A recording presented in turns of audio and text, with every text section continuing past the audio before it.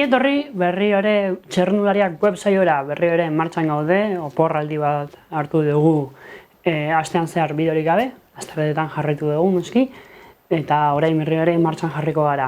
Denboraldia bukatzeko aste oso gutxi falta dira eta errepaso asko egin behar dugu, baina baita ere lasterketa asko gelditzen dira disputatzeke. Batez ere helduz eta Euskaldun txapelketetako bukaerak, bai nesketan eta bai gizonezkoetan, Euskaldun txapelketa bukatzear dago, nesketan bakarrik proba gelditzen da, mutiletan gehiago eta helduz txapelketa iaia hasi berri da eta oraindik proba gehienak gelditzen dira.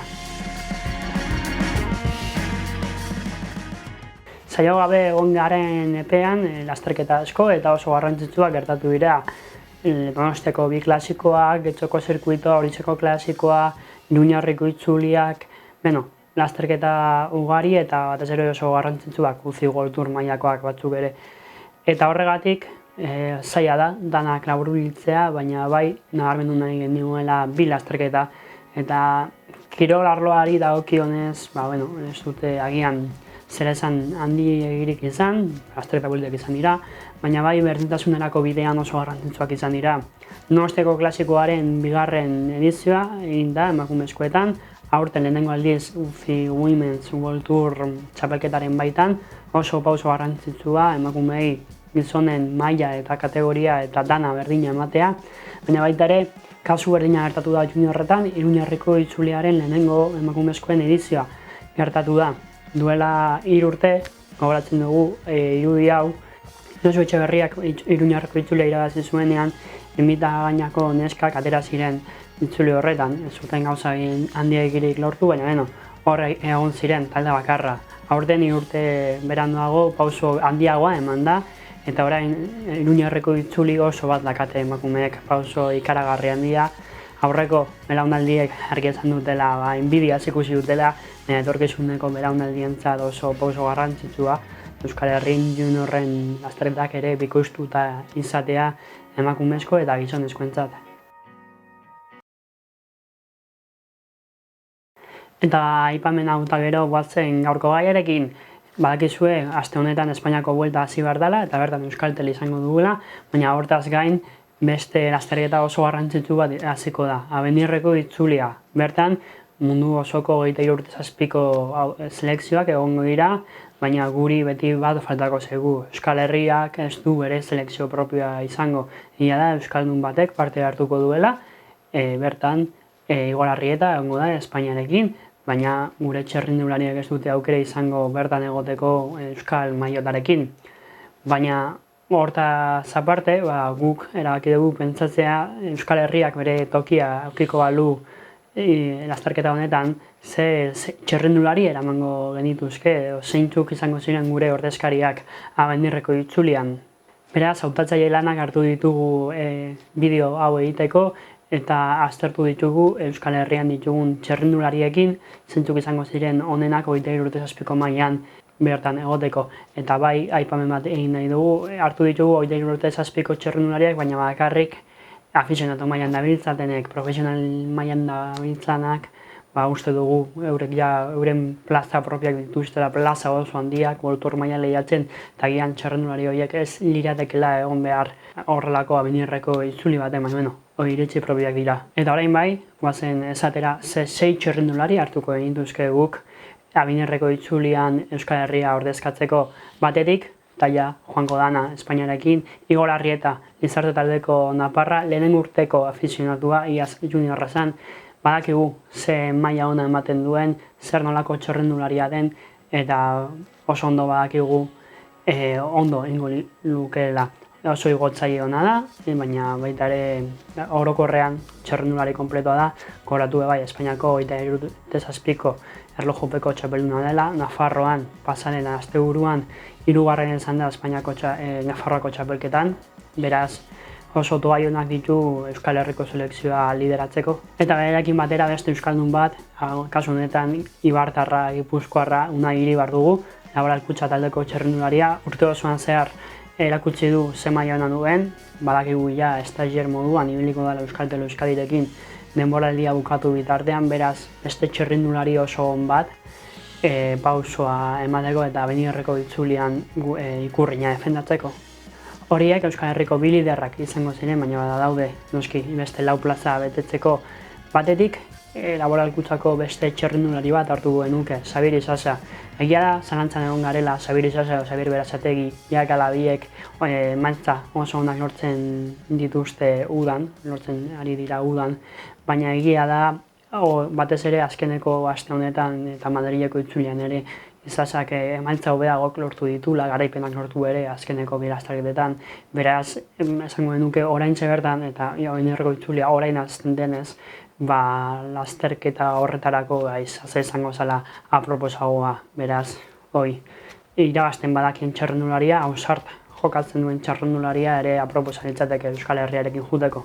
Aipatu ere, beste Laboralkuntzako txirrindulari oson bat, Asier Etxeberria, ez dugula aukeratu, bera ez dalako, 37ko txirrindularia bera elitea da, eta berez printzipioz ez luke tokia izango. Horrelak lasterketa honetan 27ko entzat baita. Guazen orain beste txirrindulari batekin, egia da honek oraindik ez dituela emaitza handiak lortu, Julen Arriola bengoa, arabarrak, Jarruela erregea taldekoa, baina bai doai oso onak erakutsi dituela goraka, eta Benidorreko itzulia zerbait bada gorakoko bideak dituen lasterketa bada, egia da ere gutxienez esor bazken badakiela Frantziako tropelean ibiltzen, eta egia da Benidorreko itzuliko tropela nazioartekoa dela, baina Frantziako talde asko daude, ez bakarra Frantziako selekzioa, baizik eta tokiko selekzioak ere, beraz, hor mugitzen badaki. Valentziagan adibidez erakutsi zuen ze ondo ibiltzen da, Giroan ere oso ondo ibiltzen, eta etorkizunerako txirrindularia dugu, eta lan egiteko eta bere taldekideak edo selekziokideak laguntzeko oso txirrindularia aproposa. Baina mendeko etapak iritsi baino lehen, Benidorren ere etapa mugituak eta ordekan izango dituzte, eta horretarako ordekan oso ondo ibiltzen da txirrindulari bat beharko da. Horretarako beste arabar bat eta beste Jarruela erregea taldeko txirrindulari bat dugu, Andoni Lopez de Abetxuko. Andonik badakit zer dan aurten irabaztea, Giron egon zen, nazioarteko tropelean, beraz esperientza duen txirrindularia da, eta aurten hainbeste lasterketa irabazi dituenez, eta batez ere hain ondo ibili denez, uste dugu momentu horretarako txirrindulari oso aproposa litzatekeela, oso azkarra da gainera, eta liderrak zaintzeko, baina baita ere bere aukera jokatzeko hasierako etapetan, gero agian mendikotan, zainbeste, txirrindulari oso aproposa dugu arabarra. Eta azkenekoa, nola ez, Euskal Herriko txapelduna aukeratu dugu Unai Aznar, Lizarte taldeko txirrindularia, oso ondo ibiltzen ari dana, aste honetan podiumak lortu ditu, musikan, 3. izan da. Gainera, Unai aste honetan ere Nafarroako erlojuaren kontrako txapelduna izan da Murtxanten, beraz, txirrindulari oso ona, oso indartsuak, gaztea ere, lehenengo urtekoa, orokorren txirrindulari gazteak dira, nesta esperientzia auki, batez ere Unai Iribar, baina denek, gazteak dira oraindikan, eta Aznarren kasuan, lehenengo urteko izan da, Euskal Herriko txapelduna izan da, iaz postu oso onak eta garaipen oso politak lortu zituen juniorretan, azkarra da ere, agian zainbeste Abetxuko ezala, baina bai, gai, kalde txikitean mugitzeko oso ondo igotzen dana, beraz beste txirrindulari on bat gure Euskal Herria ordezkatzeko gure selekzioa, gogoratu Unai Iribar, Igor Arrieta, Julen Arriola bengoa, Xabier Isasa, Unai Aznar eta Andoni Lopez de Abetxuko. Eta ez ditugu neskak ahaztu nahi, egia da Benidorreko itzulia ez dagoela nesken bertsioa, baina guk gure Euskal Herriko selekzioa egin nahi izan dugu. Egia da kostatu zegula, uste benuna baino txirrindulari gutxiago daude emakumezkoetan 27ko mailan, baina egia da bat guztien gainetik ateratzen dela Idoia Eraso, emaitza oso onak lortzen ari dana, garaipena lortu dena, Donostiko klasikoan aurren aguantatu zuna azkeneko murgilko igoera arte eta lasterketa bukatzea lortu zuna, ez dela gauza makala, beraz Idoia Eraso lider bezala argi, baina gero beste hainbat txirrindulari bere alboan, batetik Irantzu Beloki, bere laguna eta errekidea baita oso ondo ibiltzen ari dana, hau ere lehenengo urteko ezan, Naia Mondarain, Amaia Lartitegi, Arazi Estebez eta Lena Kuenka. Dana gazteak, mutilen kasuen baino are gazteagok, esperientza gutxiagorekin nazioartean, ez da hemengo Euskal Herriko itzuliak eta klasikoak lehiatu dituzten, baina pixkanaka hauei bai esperientza falta zaiela, gehienak hemendik aste gutxi batzutara emakumezkoen bueltan ibiliko dira, laguneko bueltan, beraz hor saiatuko dira bere onena ematen. Orokorrean egia da gazteagoak izango direla, ez direla egin esperientzadunak, baina batez ere idoia eta lantalde politarekin gauza onak egiteko gai litzateke. Beraz, hau izan da guztia, badakigu aurten ez dugula gure tokia izango Euskal Herriak Abenduko itzulian, zaila izango da hurrengo urteetan izatea, baina burrukatuta eta beti saiatuta. Zuei eskerrik asko berriro ere gure bideoak ikusteagatik eta hurrengo aste arte.